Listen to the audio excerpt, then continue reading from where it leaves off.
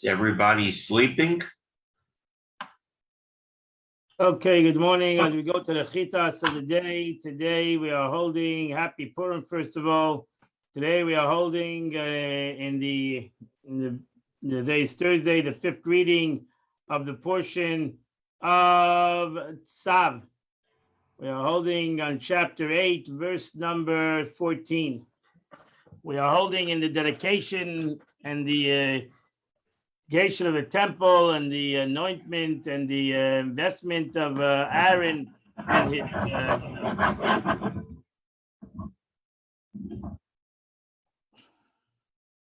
investment of Aaron and his sons into the service of the Beis Hamikdash and the sacrificial offerings that they brought.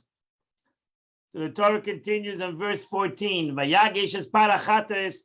He brought the sin bull offering. Yismach Aaron and his sons put their hands on the achatas on the bull of the sin offering. Verse 15. And he shechted it. Vayikach Moshe Adam, and then Moshe Rabbeinu took the blood. Vayitein al kaines hamizbeach, and he put it on the corners of the Mizbeach, Saviv be'etzbay, around the corners of the Mizbeach. Vayachtes HaMizbeach, and he purified the Mizbeach. V'sadam yutzak al yisei HaMizbeach, and the rest of the blood he poured to the foundation of the Mizbeach. Vayikadesh l'chaper, and he sanctified it to make it holy. I'm going to show you a picture what means the corner of the Mizbeach, and I said it a couple of times, and here you have it, a picture, a better picture, the corner of the Mizbeach where the blood went into.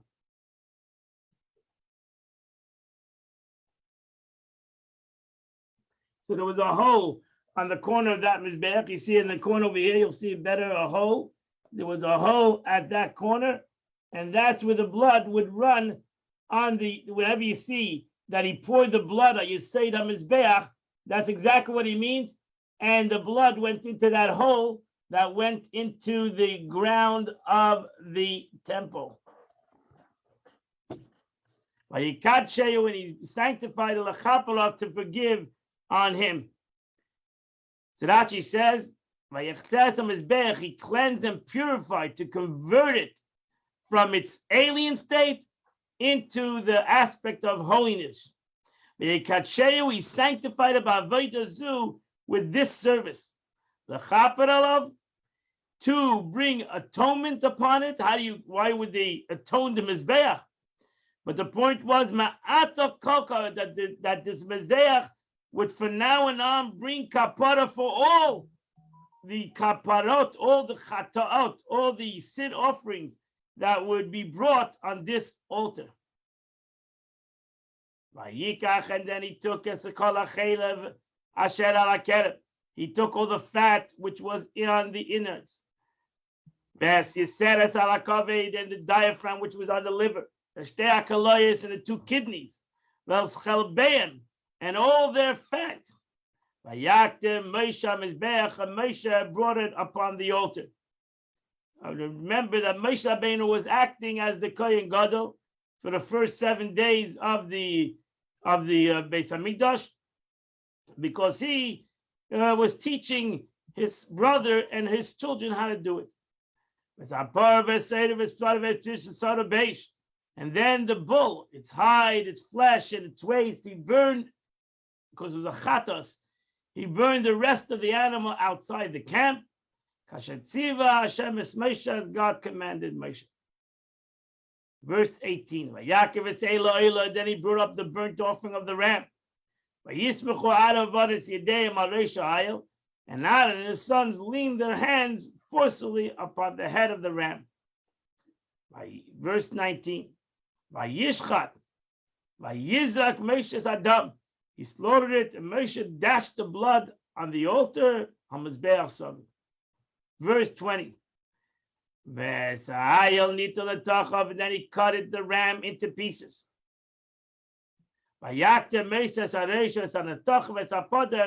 And Moshe made the head and the pieces and the fat go up in smoke. Verse 21. But the innards and the legs he then washed in water. This was the aisle, not the pot. And Vayaktiv Moshe's kol aisle on mizbecha, and Moshe made the entire ram go up on smoke on the altar. Oilahu, this was an oilah, which was a totally burnt offering. L'reach nechayach, for his beautiful smell. Isha Hashemu, it's a burnt offering. God, kasher tziva Hashem as Moshe, as God commanded Moshe Rabbeinu. And that completes the Chumash of today. We now go to the Tanya of the day, and we are holding in the middle of chapter 37 of Tanya. And the Alter Rebbe goes even further. So he says, until now, the Alter Rebbe had spoken the effect of a mitzvah and the power of one's animal soul used to perform it. He now states that not only does one animal soul ascend from Klippa to a holiness that he performs a mitzvah, but also all the food and drinks that sustains one and gave him the strength to perform a mitzvah are likewise elevated from the domain of Klippas. Based on this idea, the Alter Rebbe explains how the vitality of all physical objects in this world, which currently draw the vitality from Klippat Noga, means with Klippa that shines, will be elevated to the realm of holiness. Every Jewish soul is given the ability and the responsibility to elevate a portion of this physical world which belongs to it. This elevation is accomplished by the means of the 613 commandments I've mentioned. However, two categories of mitzvahs, 240 positive and 365 prohibited commandments. Similarly, the elevating effect of mitzvahs on physical matter takes two forms, one positive and the other negative. To explain these two aspects of elevation, accomplished by two categories of mitzvahs, the Alter Rebbe uses for each category an analogy drawn from the human body. There's 248 positive commandments, which correspond to 248 limbs. And indeed, function these mitzvahs resemble that of the limb. Every organ of the body is a vehicle for a particular faculty of the soul and brings that faculty into active expression. Similarly, every positive mitzvah is a vehicle for an expression of a particular aspect of divine will and bring about a godly revelation. That's a positive commandment. The prohibitive commandments, numbering 365, correspond to the 365 blood vessels of the body. What is the blood vessel? Their function too is like a blood vessel. The blood vessel acts as a conduit, channeling blood in the right direction, so that it will not be randomly wasteful, dispersed throughout the body. Similarly, the prohibited commandment prevent the life force of holiness from being funneled into klippas, thereby increasing their power. They channel the life force forward, deserving recipients. So that's the concept of negative. They keep away. That's the concept of not doing. They keep away from bringing into the situation negative situations, or to be able, or positive energy should go to negative situations. When all the souls of Israel, representing the vitality of all physical matter, fulfill all the commandments, drawing God's delight by performing the positive mitzvahs and confining it to the realms of holiness by observing the prohibited mitzvahs, they elevate the vitality of the entire world from klippas nega to holiness. This is in summary and is the subject of the following discussion in the time. So that's what Alter Rebbe says. In addition, additional virtue in mitzvahs involving action. Find the function of the elevating one's animal soul mentioned above. The vitalizing soul's energy, clothed in the utterance of the letters of one's speech, in Torah study and in prayer, or the like, with the energy clothed in performance of mitzvahs involving action. Derives its entire growth and vitality from the blood. Mamish, which is from mamish, that's blood. Blood, as you see in the Torah, you're not allowed to eat blood. So blood is symbolic of klippa, chelev, blood and chelev.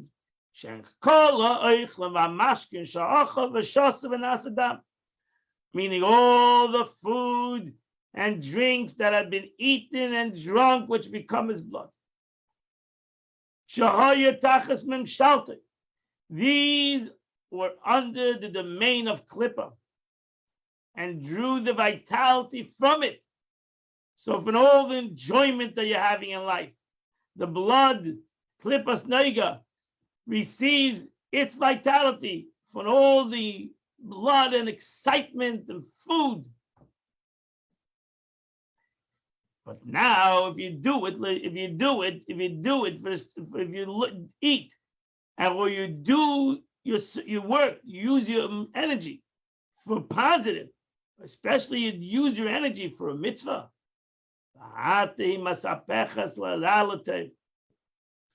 So now when I do a mitzvah with the energy derived from the food and drink, as the Alter Rebbe saw, I use all my effort and all my body for the sake of a mitzvah. So this klippa is transformed from evil to good and is absorbed into the holiness by the means of the energy of the animal soul that grows from it. So because the energy nourished by those objects derive the vitality from this klippa, which has now been clothed in these letters of Torah and in prayer, or in performance of a mitzvah. And by doing that with your strength and your power, which you ate, what gave you power is the food that you ate. And now you use that energy for a mitzvah. You've connected your energy, and automatically all your food and your whole body has now been connected to God and became a garment. And that automatically transformed everything with it. It transformed everything into holiness, which is Lishum Hest upon him, which is a reflection of God without any, it's a totally unveiled expression of the inner aspect of God's will. The vitality expanded in the performance of mitzvahs is also absorbed, like the mitzvah itself, into the blessed Ein Sof light, which is his will as expressed in that mitzvah. And with their vitality, the energy of the animal soul is likewise elevated and absorbed into Ein Sof light. And since this energy necessary performing mitzvahs was supplied by the food and the drink, the vitality of the food and the drink is likewise absorbed in Ein Sof light, together with the mitzvah, whose performance it made possible.